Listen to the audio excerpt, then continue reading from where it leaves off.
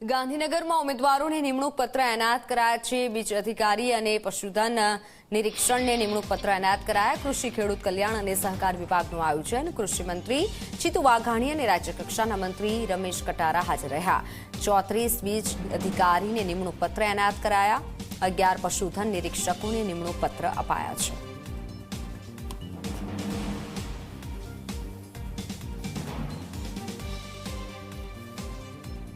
एक एवं विभाग में ईश्वरीय नीति तमने काम सौंपવાનું काम કરવાનો મોકો આપ્યો છે। મને હું માનું છું કે સેવા કરવાનો અને આશીર્વાદ લેવાનો એ ઘણા બધા ખાતા છે। એમાં આપણો આ ખેડૂત કલ્યાણ